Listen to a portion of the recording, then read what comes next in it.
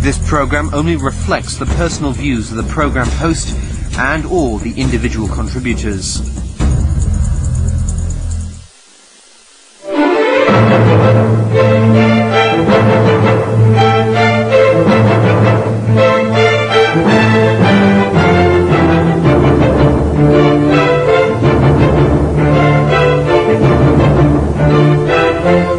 This is Newsline. I am Michael Chigani. Tonight, the President of the Legislative Council, Mr. Tsang, Yok-sing.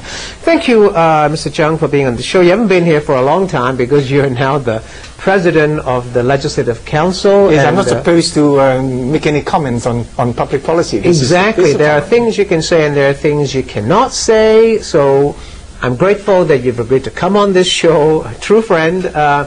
And LegCo is in recess now anyway, so you can feel a bit freer to say a few things. But the big issue, obviously now, the very big issue, and it's been going on for close to 2 weeks now, is the Manila hostage crisis. Legislative Council had a special meeting some days ago to talk about this. I'm just wondering, and some people are beginning to say this, Mr. Tsang, are we milking the issue? Is it now the politicians are politicizing it for their own gain? Politicians cannot politicize anything which the general public are not concerned about. They cannot do anything against the wishes of the general public. Now, but they can fan the flames. This whole affair, of course, has been very much. It came as a shock, a very great shock to Hong Kong people. If anything, what I have seen is that the members of the Legislative Council, I think, most of them, have done their best not to let this thing spill over to any form of racial discrimination. Now, take the rally last week. Mm-hmm. Last week, it was organized by the LegCo members, and they were very careful to avoid any possibility of the action becoming a kind of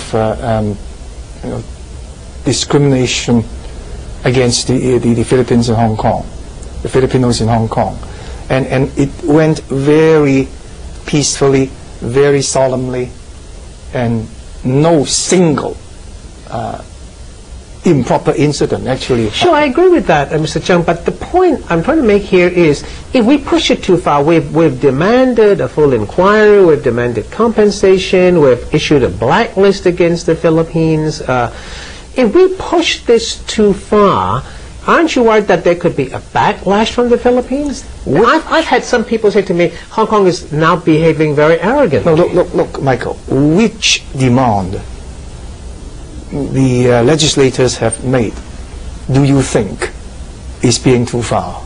No, I don't think so. The LegCo actually urged the Hong Kong government to make sure that there will be a thorough investigation, that the report should be published openly, that the Philippine government should apologize to the affected families and make whatever compensation that is proper, and that's that. I mean, I don't think any of these demands actually have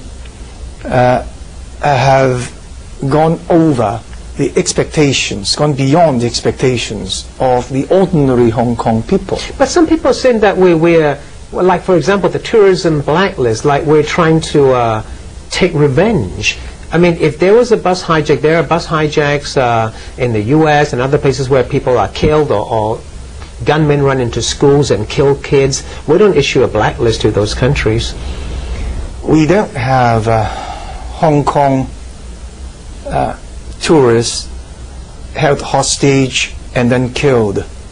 But if a place is dangerous, it doesn't matter whether Hong Kong hostage or some other nationality. If the place is dangerous, it is dangerous. Then you have a blacklist. If the place is dangerous, it is dangerous. And we know that there have been other cases where foreigners in the Philippines were held hostages and killed, including journalists. Right. So I think it is fair that before a thorough investigation has been made and before we see signs that the Philippine government is taking effective measures to improve the situation, then Hong Kong people should have second thoughts before going to the Philippines. Yes. So you support a tourism blacklist for now? Well, it is kind of advice to Hong Kong people, a warning, so that they have to be careful. I don't think you can call that simply blacklisting. Okay, well, I just want to ask you one last question on this issue. At what point do you think Hong Kong people will say, okay, we've got what we want and we'll let go? At what point do you think they say, okay, we're now satisfied? They cannot be satisfied because 8 people have died. They cannot be satisfied. At present, the demands made by the Legislative Council, and I believe that represents the demands of the Hong Kong people as well, have not been fully met with yet. A full and fair inquiry, open inquiry. Right. And if the result says, yes, we messed up, our police force, our SWAT teams were not that good. Then we'll have to see what the Philippine government will do about that. And we went, oh, well, they can bring the lives back. They can give compensation. But they can give compensation. Right? That's all. They can make a sincere apology. Right. And what kind of, when this is sincere, what do you want? They have apologized, they've expressed remorse. So what is a foremost sincere apology? What form should that take? I think there is no hard and fast rule about what form a sincere apology should take. I think people can see it. I mean, Hong Kong people are still waiting for the Philippine government to. So you don't think that an apology, a real sincere apology, has been made? I think there is still people, including LegCo members, waiting for this kind of apology. Okay, so in the meantime, we're just going to have a situation where the anger continues against the Philippine government. I believe that on the whole, Hong Kong people are very rational, very understanding, very civilized.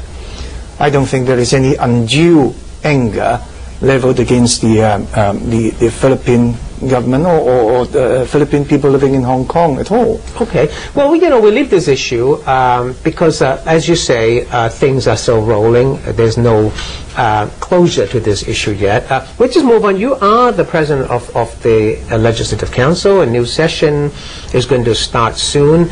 But people are now saying, and you have seen this as the head of Legislative Council, legislators are not very happy, they're angry, they're reflecting the views of the people. The people in Hong Kong are very angry. They're angry over the wealth gap, they're angry over high property prices, they're angry over low wages, minimum wage, for example. They're fighting about minimum. That's going to be a big issue in the Legislative Council in the new session, right?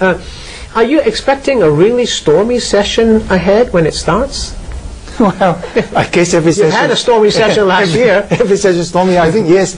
Yes, after what we have been through last year, well, I think it is fair to say that the legislative session, which has just ended, perhaps is one of the most memorable Tell me why sessions. It's memorable. Is it because people are long hair threw things at you and the CE and so on? You see, a number of quite unprecedented things happened. We had 5 LegCo members resigning. That's correct, yes. And then a by-election, and then they all came back. And I don't think, this is something that would happen very often.